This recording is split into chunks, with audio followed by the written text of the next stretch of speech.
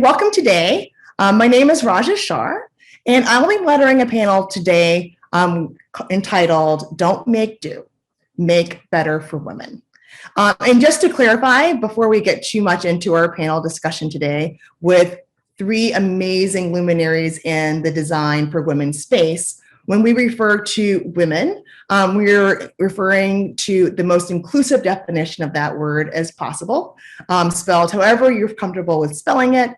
We're referring to people who menstruate, referring to people with vulvas, and we'll be using gender neutral language and or the word women interchangeably, but we really are referring to people who identify as women and people with vulvas and vaginas as well. So without further ado, I'll introduce myself. My name is Schaar. I am the program director for product design at Drexel University. I also co-chair the IDSA Diversity, Equity, and Inclusion Council. And IDSA, if you don't know, is the Industrial Designer Society of America. And today I am going to be moderating a discussion about an industry that is vital to our everyday life, but not talked about enough at the micro level. We're talking about the concept of improving rather than just making do. So I am joined by some amazing visionaries in this space who are changing the products that most women and people with vaginas are familiar with to create a better experience for everyone. And I remember the first time I had an experience with a breast pump after I had my child. And I remember being hooked up and feeling like a cow and really wanting to improve that experience overall as a working mom, as a busy person, as someone who didn't want to be tied down. And I think it's really important for us to talk about things that are a little bit more intimate. So as I'm addressing the group today, I really want to be able to have everyone come up and introduce themselves to really tell us a little bit about their company, their product, but most importantly, why they fell in love and when they fell in love with design. So I'm going to allow our panelists to sort of introduce themselves, but I'm first at the stage is going to be Rachaelnewton. Rachael is a founder of Nixit, and so she will be coming up and talking a little bit about her company. And remember, Rachael, we really want to know when or why did you fall in love with design at some point in time? Thanks, Raja. Yes, so I'm Rachael. I'm the founder of Nixit. Nixit's a suction-free, reusable menstrual cup. And I started Nixit when I was looking for an alternative to traditional products like tampons and pads. And I found the existing cups that were on the market with their different sizes and shapes just really confusing. I'm a lawyer by trade, so if I'm honest, I've never really seen myself as a designer. And so I think it's been more of a gradual realization. So I would say it's been a slow burner and I've fallen in love with it over the course of creating the company and just seeing how we can make a difference to so many people and improve people's period experiences for the better with one product. I think it's really amazing that you said that you don't identify or didn't identify as a designer, because I feel like people, since we've been around, have been looking for better tools and better ways to do things. So I kind of feel like we're all a little bit like a designer at heart. Thank you so much, Rachael. Rachael Hobart, so we have two Rachels on the panel today. Will you tell us a little bit about your company, Yona, and sort of what got you started there and why design was so important to your process? Yes. So hi, I'm the other Rachael Hobart, and I am one of the 4 original co-founders of Yona and one of the 2 active co-founders alongside Fran Wong, who is a mechanical engineer and leads up our speculum development. So I lead the branding and identity for Yona, but I also lean into our research and kind of provide feedback for the speculum development where I can. We started Yona in 2017 with the goal of reimagining the pelvic exam experience. But today we're focused on bringing a new speculum to market, which hasn't been redesigned in nearly 200 years. So Fran and I also work full-time at Frog Design. And so we're really excited to be in this space and also be on this panel. And to answer your second question, so when I fell in love with design, I grew up in Eugene, Oregon, so that's where Nike was founded. And I've really always been drawn to the impact that a company can have on a community. There's really this deep culture and energy around running. We are dubbed Tracktown USA, and it's really been facilitated by this brand and product and their messaging. And so I'm just really interested in how a movement can be built by a product and a company, and kind of have been really inspired by that. Awesome. And I think, in talking about a movement, our next panelist, Chi Chang, is going to come up and talk a little bit about her company, Crave. You really tried to create more like a movement and a synergy and like community around your product. Can you tell us a little bit more about it? Yeah, hi, my name is Tia. I'm co-founder and VP of design at Crave. I design pleasure products such as vibrators for people with vulvas for actually the last 10 years. And I started the company because, like many women, I remember going to a sex shop and looking for a vibrator for myself. And I was honestly appalled at my only, horrible looking options. And because most of the space was very much designed, products were designed by men, at women versus for women. So I decided that as an industrial designer, I could do something about it. I think as a brand, we are best known for Vesper. It's a vibrating necklace that has helped to open up a lot of conversations and also helped to make pleasure products mainstream. So as far as when I fell in love with design, I would have to go back to my very first job, which was designing hairbrushes. This is for Goody products. And I remember I worked on this line of hairbrushes called Ouchless.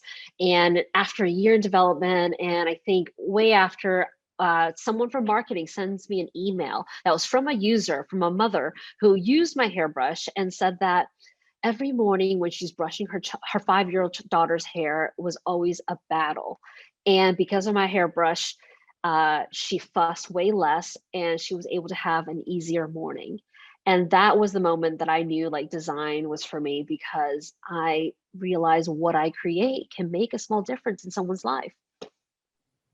And as someone who used an early prototype of your hairbrush, I can attest that if the real thing, which I never actually bought, sorry, Goody, was amazing. So I think the real one is going to be too. And then also, it's funny, Rachel Hobart, I haven't had a chance to use the Yona speculum yet, but rachaelnewton, I actually have the Nixit cup too. So I think the work that you're doing has already reached, miles and miles and miles away into many body parts. So you can be very excited about the legacy that you're leaving behind.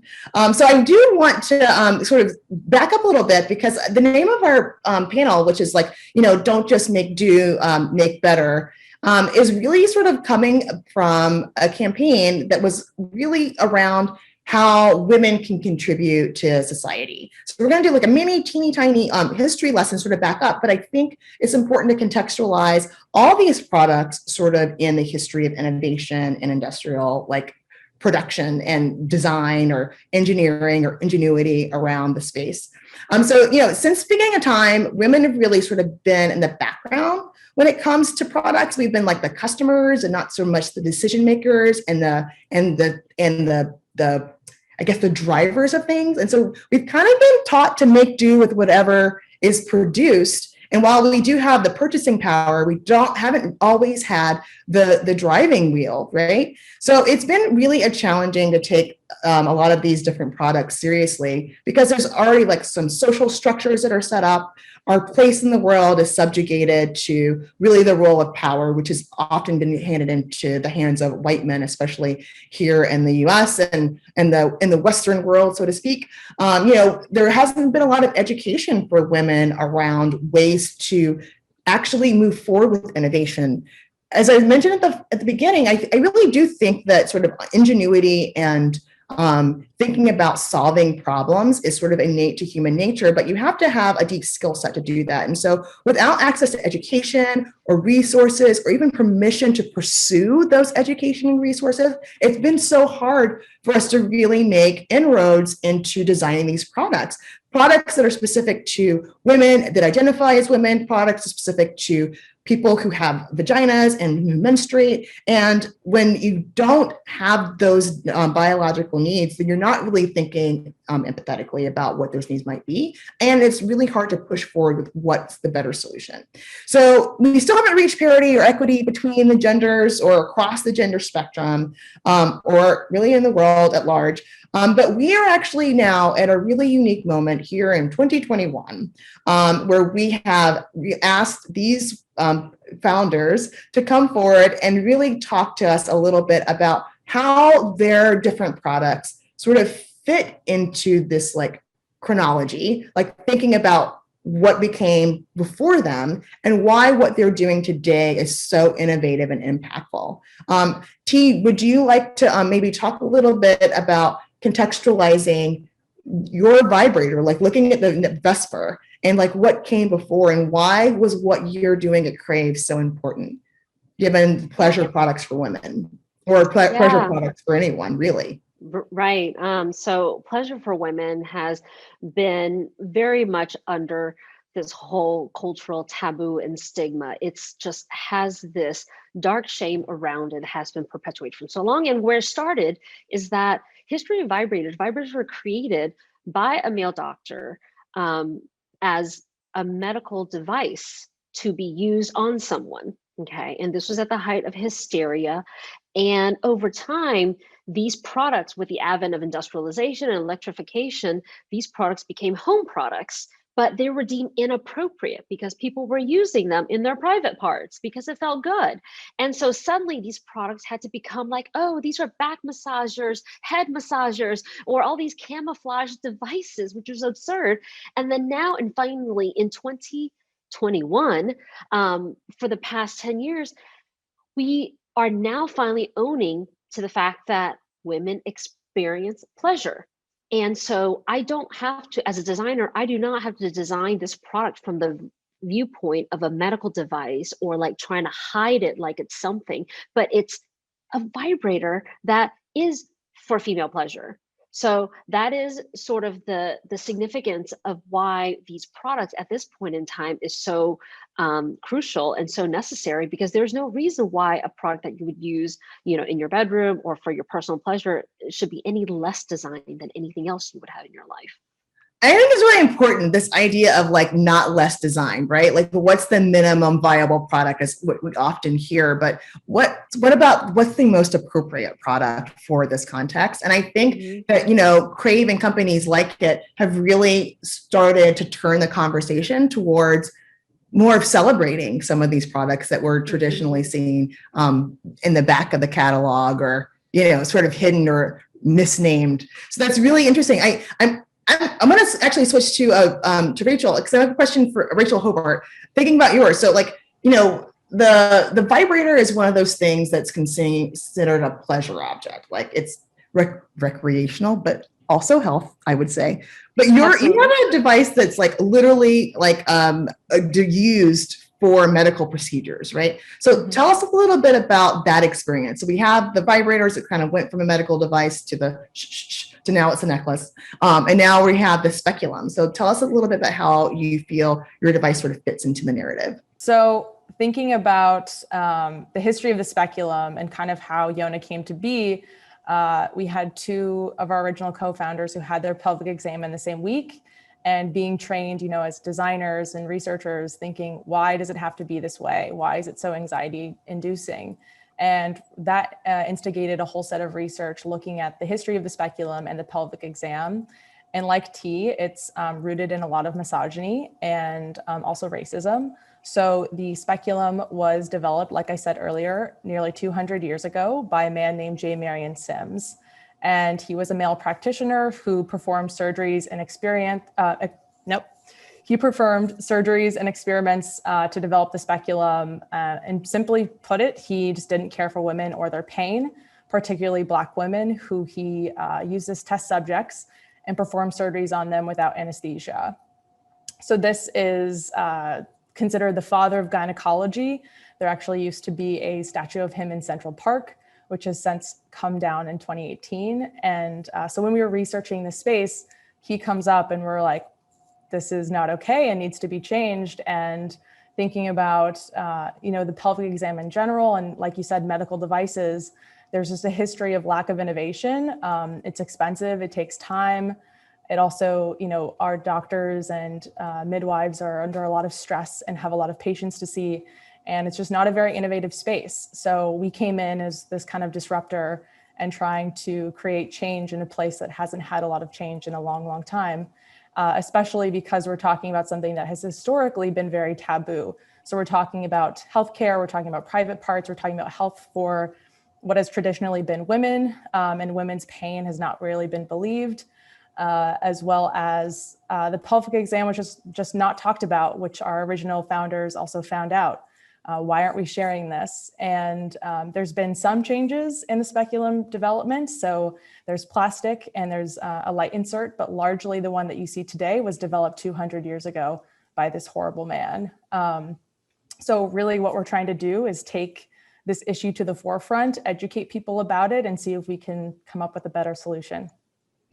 And I think what's really important about what you're doing in terms of not only just pushing innovation forward around the speculum, is you're really trying to correct some trauma that was embedded in the way that this device came about, right? And it sort of perpetuates that same sort of like tone deafness and just having us make do as opposed to make better. So Rachel, you have a product that's in a space that probably, I think the word taboo was thrown out, that might be considered equally taboo. And that's really talking about the thing that we do all the time. I'm doing right now, full disclosure, but I don't care because it's one of those things, right? For every month for many, many, many years, most people, 51% of the world population, bleeds, right? We shed our the lining of our uterus. So, and we have to use things that allow us to function in society while we're doing it.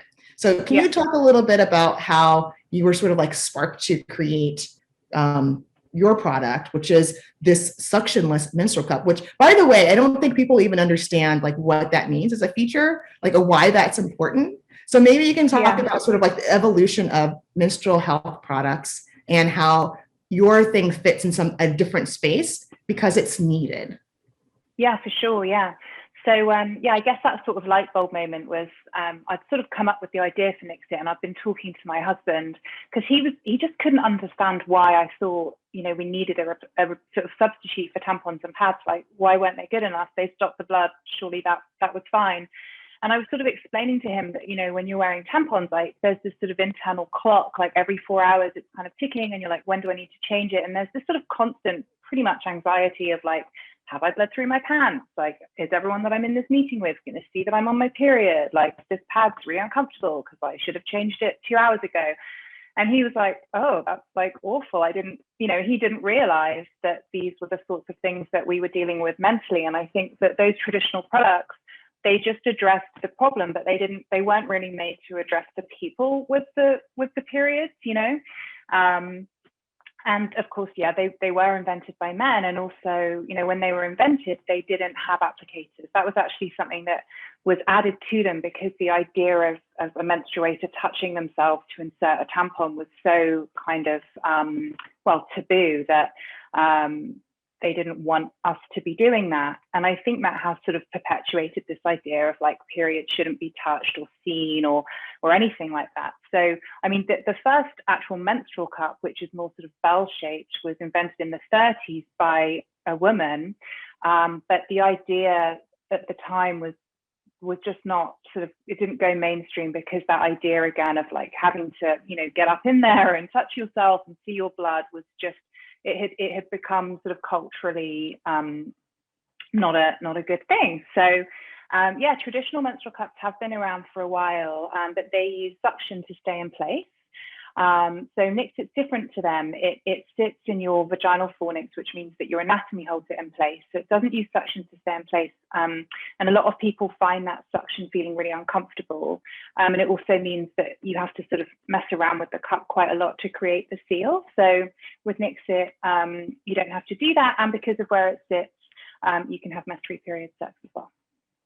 And then the other thing is I have an IUD. I'm not giving all my information out there. Oh, I love it. Privacy, whatever. But, you're not really supposed to use suction products with IUDs as well because you have the risk of dislodging, the contraceptive. Yeah. So I think that that's another important, really great feature is one of the things that attracted me to it. And I mean, for me, I guess I would love to talk a little bit more about like what makes your product so great. And because sometimes I feel like innovation stalls because people think that we've solved it. We've gotten enough. There's enough stuff out there. Why do we need another one, right? And as product designers and as innovators that are trying to push things forward, sometimes it's seen as a conspicuous thing or sort of like a ego thing. But I feel like you all have really nailed some unmet needs in different ways, which kind of means that there are probably more unmet needs out there. So can you talk a little bit about what makes your products so special and how, from your vantage point as a user of these products, you were able to sort of uniquely see the opportunity that no one else saw? So maybe T or Rachel, if you want to like finish and talk a little bit more about the Nixit, or maybe T, you can talk a little bit too about your your line of vibrator products too and other pleasure products. One of the biggest experience that for me personally that I was really attuned to was the feeling of embarrassment and shame.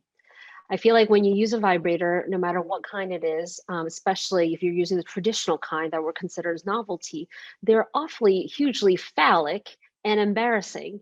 And part of that experience is that after you use it, you feel like you have to hide it. And then you're stressed out about, oh my God, okay, did I hide it? Where did I hide it? The next time you need to use it, you need to find it. And all of that just makes your experience with yourself pleasure to be all that more stigmatized. So I think that the place of embarrassment just doesn't have a place in, personal pleasure. And so for me, it was really important to have products that were aesthetically and easy to use, and that it just kind of fits into someone's life. And I think one of the things that I felt so I'm wearing the vibrator necklace right now. So this is the Vesper vibrator necklace, which we alluded to earlier in the talk, is that there's this feeling of pride, and like when you wear something, it gives you that extra bounce in your step. And this was intentionally created to not only be a vibrator that you can keep at home, but you can also wear this out because it's actually designed to be a conversation starter. And the magic of that is that if we want to tackle shame and taboo, the only way we can do that is to start that conversation, is to have conversations. And so when you have a beautiful product like this, you feel less embarrassed to talk to your friend about it or to bring it into the bedroom with your partner, And so that is kind of the area in which I think, from my experience and how I view design, that I'm trying to make a difference in these products. And I think that this idea of celebrating it too is like really quite interesting around especially around the pleasure products. I've had so many conversations at baby showers.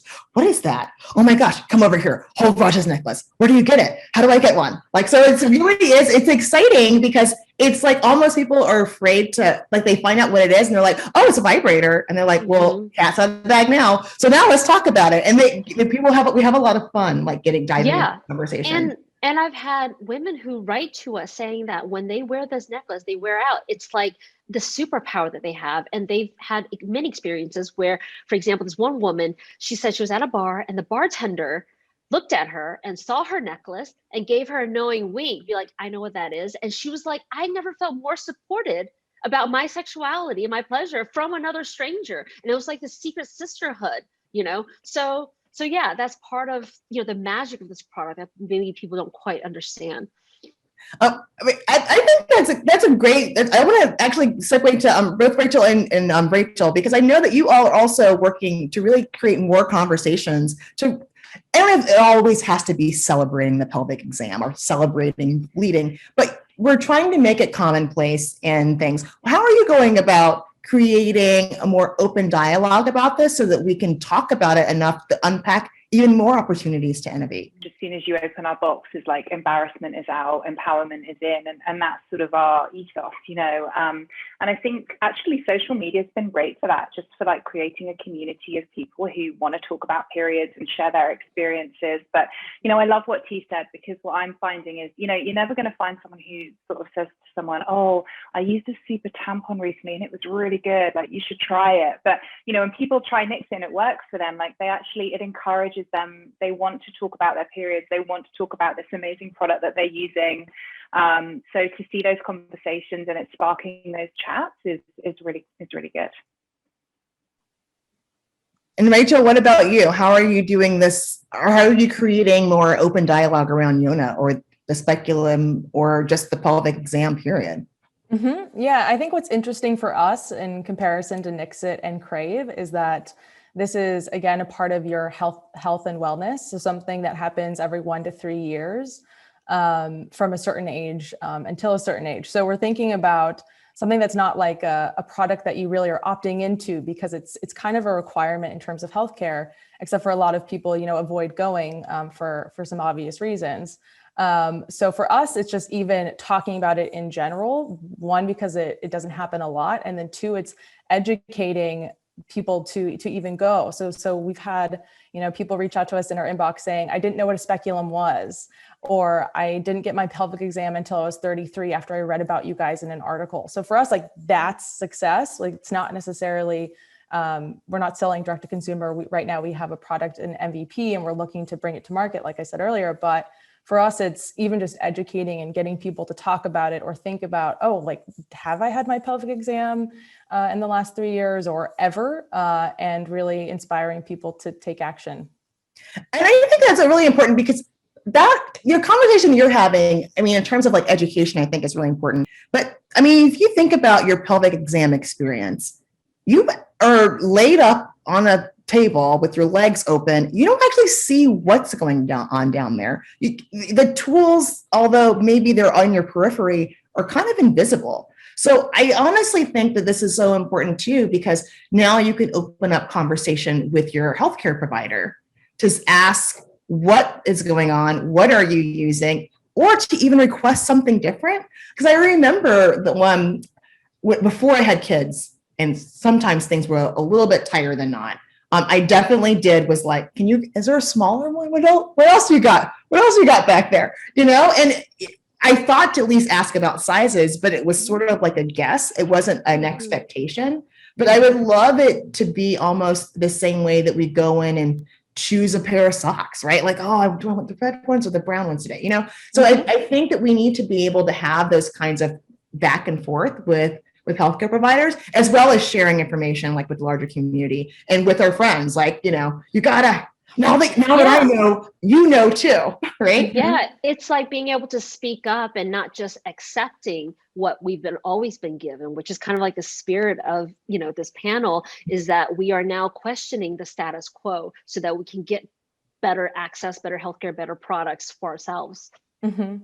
Yeah, and I think giving people like the confidence, to ask the questions that they haven't before, and to say like, actually, I know that, my flow is far more heavy than it should be. Like, I want you to do some more tests, rather than doctors just palming you off and going, oh, it's just a bit of period pain. It's just a heavy period. Don't worry. Like, we're opening up those discussions and getting people empowered to, challenge what they're being told by their doctors. Mm-hmm. Yeah, and I think for us, so we actually have, two users. We have obviously the patient, but the provider, who we actually consider to be our main user of our product, because they are the ones who are handling it. So it's not just the patient saying, hey, I need a more comfortable speculum, because it's not just about comfort, it's about the entire process of the pelvic exam.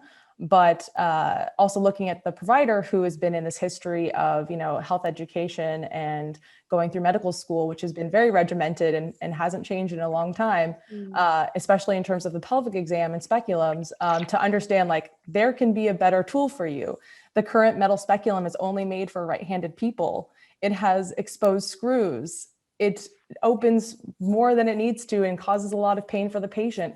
You actually just doing some, engineering changes, you can create a better viewpoint. And it really meets the provider's goals, as well as making it more comfortable for the patient. So for us, we have these two users who it's equally important to meet both of their needs.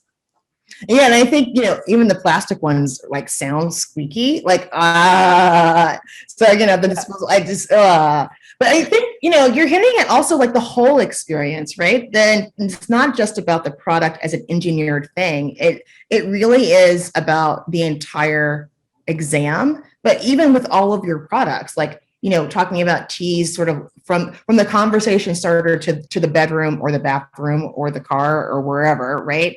And then Rachael-Newton, when I'm thinking about your thing too, like the whole experience, I remember when I got my Nexit, got it a couple of months ago actually, and I remember when I ordered it, like I was able to pick the color of the package. I was like, what's going on with this? And I was like, oh, actually, I don't know though. So it took me a minute to pick it. But even when I got it, it was just this beautifully like everything about it made me excited to try it as a product. It wasn't just this thing that I ran to the drugstore and had to like shove inside, right? It was something where the packaging was beautiful, the material texture, like everything inside, even the color of the dot was supposed to be red, but abstract, like blood. I mean, you opening it, you're unwrapping a gift that it keeps on giving. But it was really nice to think about the entirety of the experience, and I could tell that someone who has bled from their vaginas for years thought about all those details. So it's really exciting to me, the kind of innovation that you all are, like the kinds of personal experiences and lived experiences that are coming into your products. But I love that you say that as well, because so much of it is, changing the perception of periods. It's not something to be embarrassed or ashamed about. And I'm so happy you said that, because, you want someone to feel like they've ordered something special for themselves, and you want them to open it. And we did focus a lot on that sort of like experience, like opening it and how it's going to make you feel. And we get so many messages that are like, I'm actually excited to get my period. It's very rare that you hear that. So it's good. Oh, that's awesome. So what's coming next in your field? So we have, we're talking about things that are fairly intimate, don't talk about a lot, but we all go through, right? What are you all excited about in terms of like the next steps, either for you or for other people around your products sphere, whether it be menstrual health products, whether it be pleasure products, whether it be medical devices and exam products, although they all sort of loosely fall under sort of like, whatever, health related, body part related, like what's coming that you think is people should pay attention to? I think what I'm most excited about is I really, really hope that people realize that their lived experiences as women, as people who have not been traditionally white male, that their lived experiences are very, very valid. And if you become a designer, for example, or inventor, you have this like magical superpower where you can literally change the world by creating new products in your world. And so I hope that people start to realize that what they do and what they design, what they create, what they put out into the world really matters. And I'm looking forward to better and more ethical and more thoughtful products for everybody. I love that idea of more sort of ethical products as well, T, because I think that, a large focus for us has been on that sort of sustainability piece, but also it's really important for us that, down the chain, everyone's paid a living wage, and that we're making sure that people who are making our products are, being compensated properly. And I think there's a lot of actually consumer focus on that now, which I'm really pleased to see, because I think that's also a really important piece of making the products. Rachel, what about you? Yeah. I would say +2 to everything Rachel and T said. I think, like I said earlier, as a, kind of a disruptor in the medical device space, I'm really excited about innovation in a space that hasn't had innovation maybe ever. And also a part of that innovation is really being inclusive and looking towards accessibility, approachability, and inclusion in medical device spaces and the wellness space in general. Also really excited about, more female founders and more founders that haven't been maybe, yeah, claps for that, like haven't been, able to make it this far. I think this panel is a good representation of that. And, I think there's more good things to come in the future. So, I teach at Drexel, but before here, I actually taught for 4 years in biomedical engineering program at Georgia Tech. And so I had a lot of teams of students working on products kind of around this sphere. No vibrators specifically. I have vibrators now, but not there. But oftentimes these students would come up with things. They would kind of see that there was like really like a huge gap in the market. And they kind of want to figure out like, what do I do with this idea? Like, I know I got to like go to medical school or grad school or whatever, but this doesn't need to die in this classroom. So for those that are watching this panel that are sort of coming after you, tell us a little bit about your process to get where you are now. And I know that everyone's sort of at different stages with products that have been out for different durations of time, but like, what are some of the steps that someone might take? I know that, Rachel Newton, you said that you were a lawyer, you sort of entered the design space. So how would you go from soup to nuts if you didn't know anything? And T, you're a trained designer. And Rachel, are you not, you're a UX designer, right? Rachel Hobart. I'm a visual designer by Visual trade. designer, Yeah. right? Right. So like, but you're all doing hardware things that are manufactured and sold. So I'm sort of curious about how do we follow in your footsteps? What do your footsteps look like? And then maybe if there were any interesting stories about successes or challenges along the way, I think people would love to hear that as well.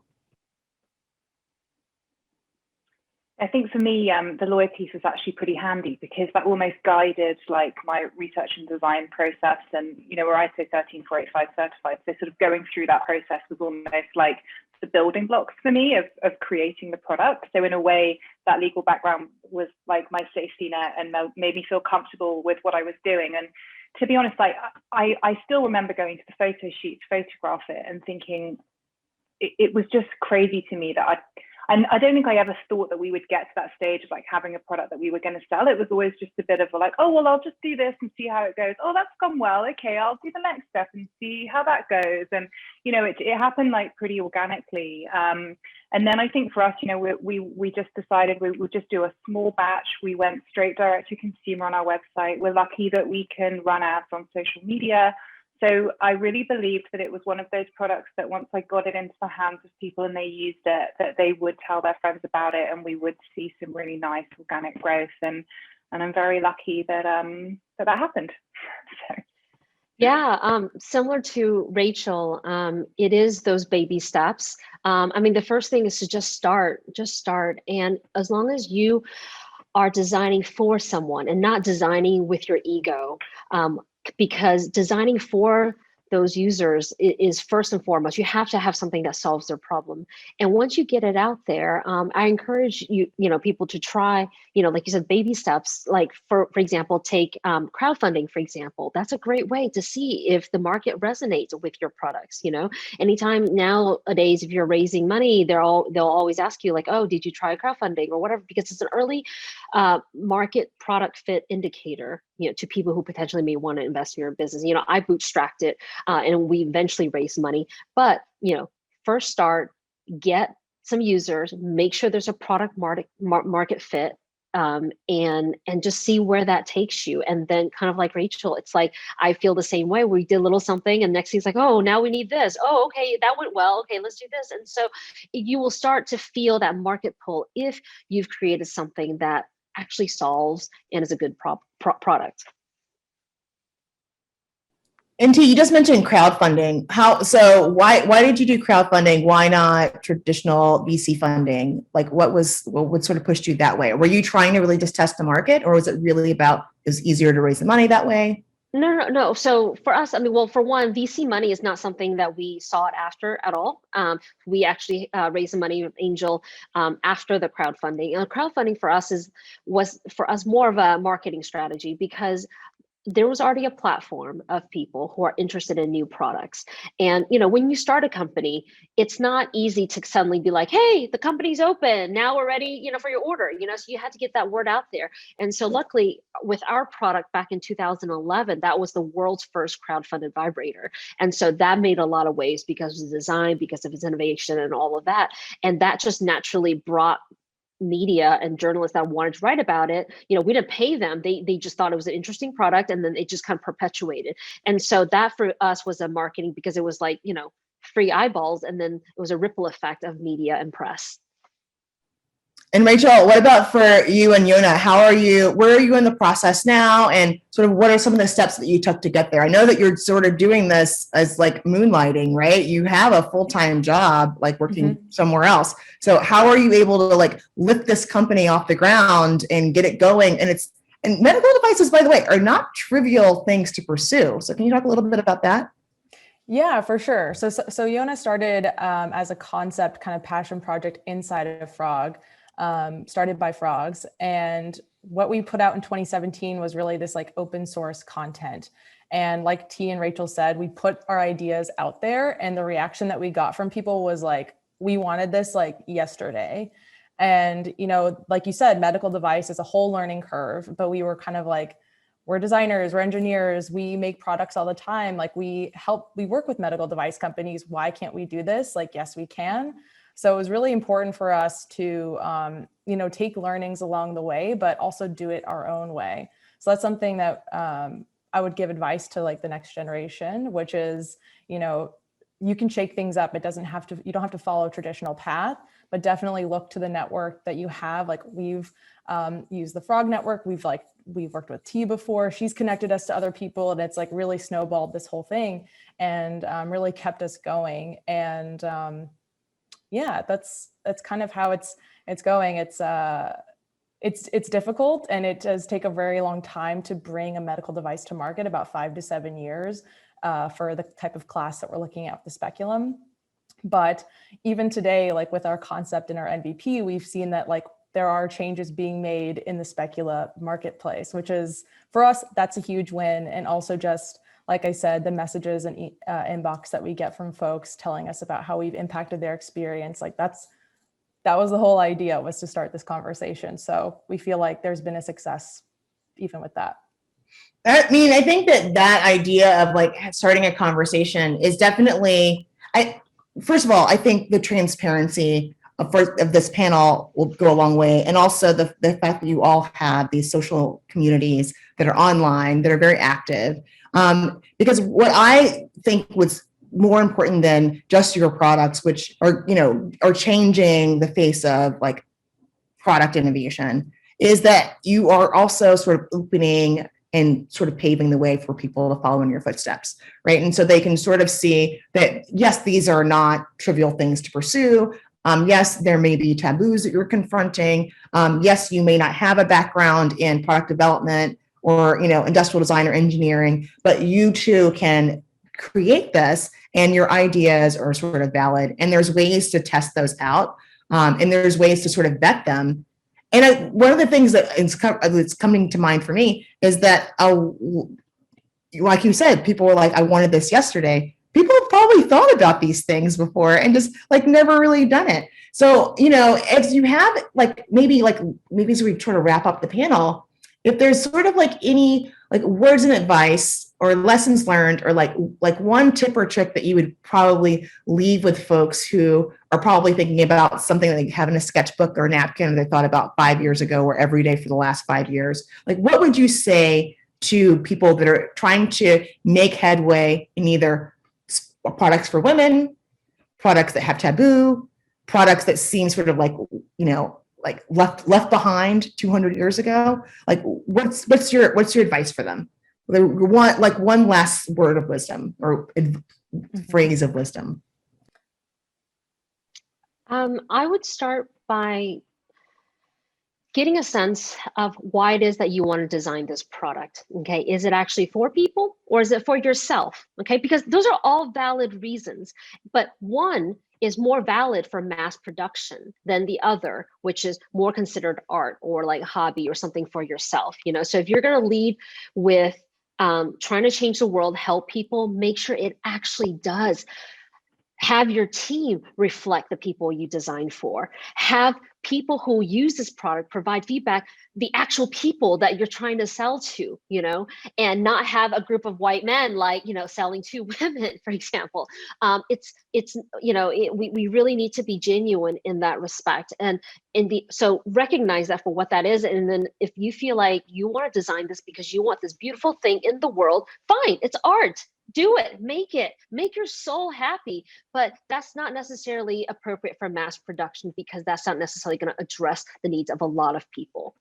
So that's my 2 cents.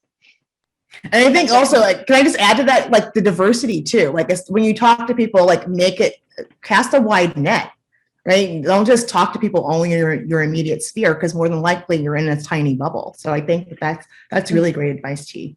Yep. Yeah, and I would say, just to add to that, and continue to get that feedback, continue to ask the people who are using your product, is it still working? Is it doing what I thought that it would? How would you make it better? Why don't you like it? Why do you like it? But for me, I would say, it doesn't cost you anything to just do some research. I mean, that was my starting point. I would not stop banging on about it. And in the end, I was like, I can't keep on talking about this without just calling a manufacturer and finding out how much this is going to cost me, just starting to make some phone calls and seeing whether it might actually be something I could actually do, or whether it was totally not possible. Absolutely. +1 to everything T and Rachel said. I love the idea of being genuine. I think that today people really look into companies and corporations and brands and really try and see if they walk the walk and talk the talk.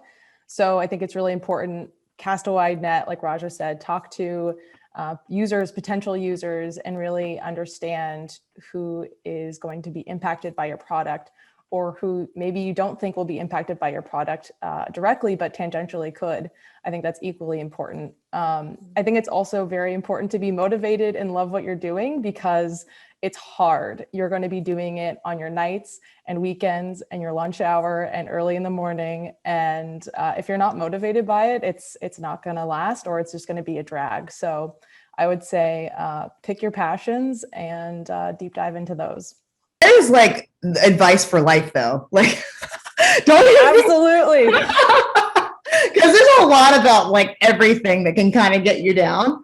I think I think for all three of you, in terms of like thinking about the diversity of users, do you actually need it? We're hitting on things that deal with like sustainability and like conspicuous consumption and waste. Really doing a holistic like research and deep dive into all the things, so you kind of have your homework done for you. And then this idea of like authenticity and genuineness, I think are so important to the way people carry themselves. And it's interesting that that's not usually what you hear when people talk about entrepreneurs. Typically it's a lot of braggadocious behavior of marketing bullshit, right? Yeah, total marketing bullshit. Yeah. Mm-hmm. So yeah, I think that your things are so important, and I that's the main thing for me. I when I look at like the topic here, and I can think about how irritated I am about how long it's taken, because since there have been humans, all of these things have been, maybe the pelvic exam itself hasn't been around, but there have been problems with reproductive organs that we've needed to check for forever, that have led to early death and morbidity in people. People have been bleeding since the beginning, since we've been having children and producing offspring. And the fact that we're having this conversation in 2021, after we've already put a man on the moon, with 60 years ago now, like this is still like, it's just like novel and new. I hope that 5-10 years from now, this is more commonplace.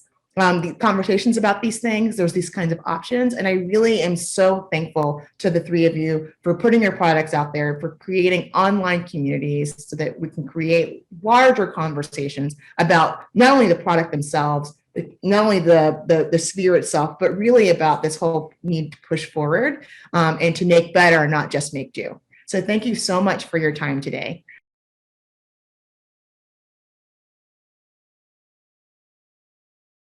Raja, I love that you just touched on sending a man to the moon, because I don't know if you saw in the press recently, but there was a female astronaut and some rocket scientists decided to calculate how many tampons she might need for one period. And they came up with 100 tampons. Miss, what? You should have just sent her with a Nixit. Definitely not 100 tampons. Literal rocket scientist asked that. And this is why you are needed so badly. If people are sitting at a calculator trying to figure things out with algorithms, just talk to people like that. Anyway, that is okay. That's amazing. T, you're like verklempt over there. I can't even. Literal rocket scientist asking a woman if she needs 100 tampons, if that was enough for one period. Where is she disposing of them? When you're packing for travel, like, do you want half your suitcase to be taken up with tampons? It could be outfits that she missed out on. Oh, it's amazing. God. It's amazing. So, I'm like, where was she putting them when she was done? You're right. It's like the Nixit just needed to be there. And so, but then I've always wondered in space, like when you take it out, I don't know. Little blood droplets floating around, maybe. Yeah. It's a question that I would like answered. No, I think it's important. I think it would be great to do some like user testing on that. So Mhm. anybody have like a zero G tank that we can just try it out in? Can you imagine NASA investing in that? That's a design case to solve for, because we're all going to Mars, right? Right? Eventually, Point. because As soon as we fill up the Earth with we're not trash. taking care of this planet. Yeah. After we trashed it. Yep. After we fill it up with we 100 solve that tampons per problem. cycle. Yeah, 250 pounds of waste in your lifetime. Oh my God. Yeah. Wow. Well, this has been great. More to come. There's more stories like that every day. So I'm really excited to catch up on them and to laugh with you all at a distance virtually. But thanks so much. And bye, everyone. Bye. Thank you. Bye.